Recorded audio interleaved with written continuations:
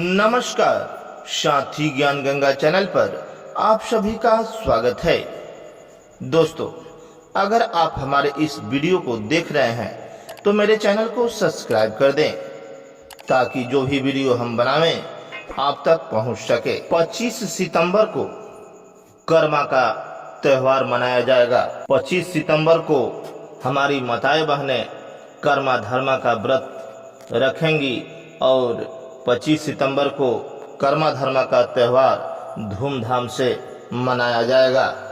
25 सितंबर को 4 बजे के बाद व्रत का पालन करना शुरू हो जाएगा। प्रदोष काल में 5:32 के बाद शुभ मुहूर्त का समय है। यह समय शुरुआत होने के बाद पूरा रात भर रहेगा। दोस्तों, कहा जाता है कि बिना कर्म का कुछ नहीं होता। कर्म करना हम सबके लिए बहुत ही जरूरी होता है और बिना कर्म के कोई महान नहीं होता। कर्म इस दुनिया में सबसे प्रधान है, इसलिए हमारी माताएं बहनें कर्मा धर्मा का त्योहार मनाती हैं। कर्मा धर्मा के दिन अपने आंगन में मूज का पेड़ गाड़कर वहाँ पान फूल पत्ते चढ़ाकर कर्मा धर्मा का त्योहार मनाती हैं और बड़ी ही श्रद्धापूर्ण पूजन करती हैं। इससे कहा जाता है कि घर में अंधन का बढ़ंती होता है और कभी दुख दरिद्रता का सामना नहीं करना पड़ता। हमारी माताएं बहनें इस पर्व को इतना ही अच्छा से करती हैं जो कि देखकर मन आनंदित हो जाता है। इस पर्व का एक कथा भी है जो कि हम आपके बीच सुनाने वाले हैं। दोस्तों, एक गांव में एक किसान रहा करते थे। उनके 7 पुत्र हुए। पुत्र धीरे धीरे करके जब बड़े हो गए तो 7 पुत्रों का विवाह एक ऐसा जगह तय हुआ जहाँ की 7 बहनें एक ही माँ बाप की थी। वैसे करके 7 भाई का विवाह उन 7 बहनों से हो गई। 7 बहनें आपस में गोतनी का रिश्ता हो गया और 7 बहनों से विवाह करके 7 भाई अपने गांव को लेकर आए।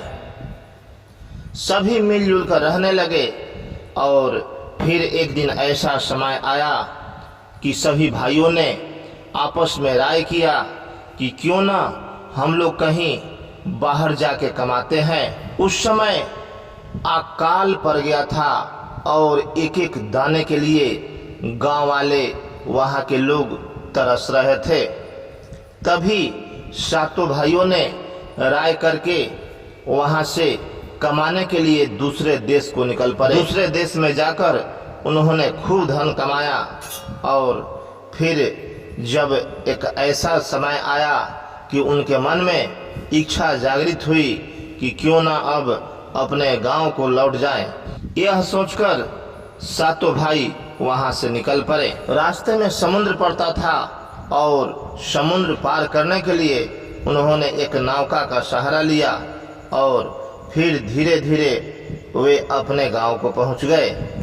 जब 7 भाई नदी के किनारे पहुंचे तो उनके मन में आया कि क्यों ना हम अपने स्वागत के लिए घर से किसी को बुला लें और फिर वे हमें फूल माला पहनाकर यहाँ से गांव को ले जाएंगे। बड़े भाई कर्मा ने बोला छोटे भाई से कि तुम जाओ घर और जाकर किसी को सूचना दे दो और वहाँ से परिवार वालों को लेकर आओ, यहाँ से हम सभी का स्वागत करके घर ले जाएंगे। छोटे भाई जब घर पहुंचा तो देखा कि वहां कर्मा का पूजा हो रहा है और सभी गोतनी मिलजुल कर 7 गोतनी पूजन कर रही हैं। वहां जब उसने पूजन को देखा तो उसी में मंत्र मुग्ध हो गया और फिर भूल गया कि बड़े भाई ने क्या बोला। फिर बड़े भाई ने दूसरे को भेजा, वो भी जाकर घर रह गया। तीसरा को भेजा, वो भी जाकर घर रह गया।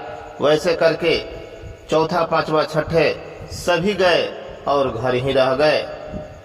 लास्ट में सारा धन छोड़कर बड़े भाई जब घर पहुंचा तो देखा कि वहाँ 3 डलियों में फूल सजाया गया है और सभी बहनें बैठकर कर्मा का पूजन कर रही हैं। तभी बड़े भाई ने पहुंचकर उस सभी डलियों को उठाकर ले जाकर समुद्र में बिक दिया और फिर बोला कि इससे बढ़ के हमसे बढ़ के क्या यह पूजन है? तुम लोगों ने मेरे बातों का उल्लंघन किया है, मेरा इज्जत नहीं किया। हम इतने समय कमाकर घर लौटे थे और किसी ने हमारे स्वागत के लिए भी नहीं आया। यह सब बातें बोलकर बड़े भाई कर्मा ने सारे डलिए को बिक दिया और फिर यह देखकर 6 भाई क्रोधित हो गए और वो बोले कि भाई देख, हम 6 भाई से तुम्हारा विचार अलग हो चुका है, इसलिए तुम अलग रहो, हम अब तुम्हारे साथ नहीं रह। 6 भाई सागर के किनारे गए और जो भी धन कमाए थे अपना अपना धन उठाकर लाए और सुखी संपन्नता के साथ रहने लगे। बड़ा भाई धीरे धीरे करके गरीब हो गया और वो बहुत परेशान रहने लगा। वह एक दिन सोचने लगा कि मैंने ऐसा कौन सा कर्म किया है जिसके वजह से हम इतना गरीब हो गए, इतना दुखी रह रहे हैं। यह बात सोचते हुए वह उसी सागर के किनारे जा बैठा जहाँ की वह विदेश से लौटा था। बैठकर सोच रहा था, तभी एक बुढ़िया आई और बोली कि बेटा क्या सोच रहे हो, क्यों परेशान हो? तो कर्मा ने अपना सारा बात बताया। बुढ़िया ने बोला कि तुमने कर्मदेव का अपमान किया है और इसी के चलते तुम गरीब हो गए हो, इसलिए तुम इज्जत के साथ उस कर्मा को ले आओ और उनसे माफ़ी मांगो, उनकी पूजा करो, तभी तुम्हारी दरिद्रता और गरीबी खत्म होगी। तब जाके बड़े भाई कर्मा ने बड़े ही धूमधाम से कर्मा देव का पूजा किया और फिर 6 भाई इकट्ठा हो गए और खुशहाली के साथ रहने लगे। ऐसे करके इस पर्व को उसी समय से हमारी माताएं बहनें मनाती हैं और कर्म देवता की पूजा करती हैं। जिस घर में भी कर्म देवता का पूजन होता है वह घर हमेशा हंसी खुशी और धन दौलत से भरा रहता है। चलते चलते आप सभी को नमस्कार। जय कर्मादेव, जय धर्मादेव।